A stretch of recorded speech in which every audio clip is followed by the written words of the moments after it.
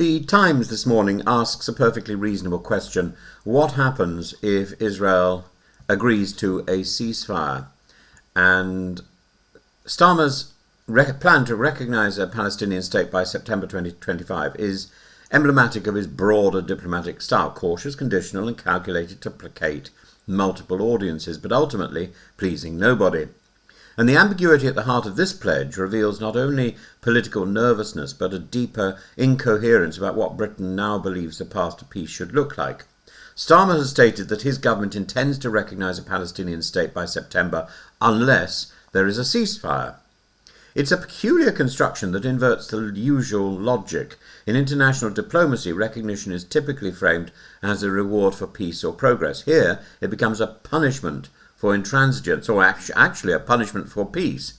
His spokesperson clarifies, recognition of Palestine is not an endorsement of Hamas, but a step towards a two-state solution, but it must be linked to a ceasefire and demonstrable progress towards lasting peace.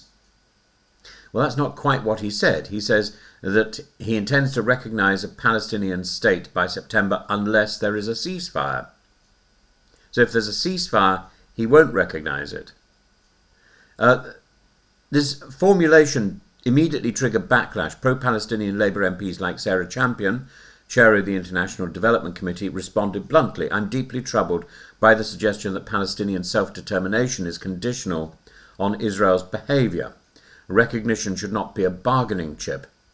The implication, however muddled, is this. If Israel agrees to a ceasefire and commits to peace, Britain may withhold recognition to support a new round of negotiations. If Israel refuses, Britain will proceed with unilateral recognition to demonstrate it's serious about a two-state solution. Therefore, Starmer has inverted the incentive structure. Netanyahu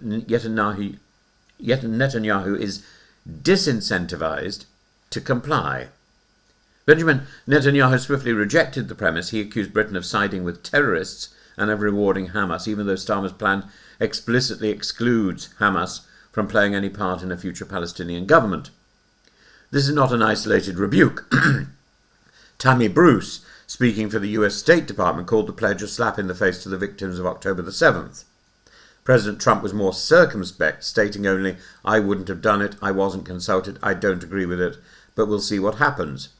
In effect, the major actors on both sides, Israel and the United States, are cold, if not hostile, towards the proposal, and Starmer is diplomatically isolated, yet politically exposed.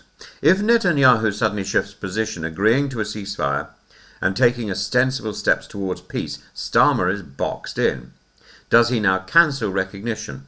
If he does, it would seem to admit that Palestinian statehood was never a principled position, but merely a device to pressure Israel. And this would raise damaging questions. Does Starmer believe in Palestinian sovereignty or not? Is he merely bluffing for diplomatic leverage?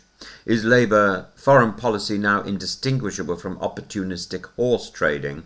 And with Labour's left already agitating for moral clarity and Corbyn and Sultana positioning their new movement as an alternative home for anti-war and pro-Palestinian voters, Starmer risks looking like the worst of both worlds, cynical and ineffective.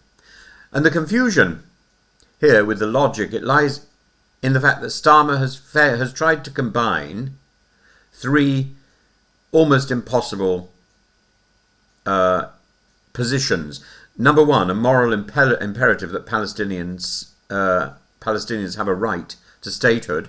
Number two, a diplomatic carrot and stick, pressure on Israel. And number three, a domestic political shield, showing he's serious on peace, but not soft on Hamas. And these three aims cannot be reconciled. If recognition is an inalienable right, it should be granted regardless of Israel's actions. If it's a diplomatic tool, it must be responsive and revocable. And Starmer's attempt to have it both ways, fixed but conditional, leads to a policy fog that satisfies no constituency, nobody. Starmer's indecision carries three risks. It alienates the left, already suspicious of his perceived drift from Labour's internationalist roots.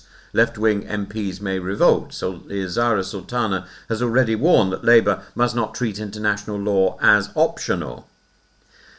Secondly, it empowers Farage and the right. Nigel Farage has claimed Labour is appeasing Islamist causes, exploiting the ambiguity to drive culture war narratives. And thirdly, it appears weak abroad. France's Macron has stated clearly that he will recognise Palestine in September. Canada's Carney has tied it to the 2026 elections, but without the bait-and-switch tone. Starmer's plan feels more like a political boomerang with a diplomatic breakthrough.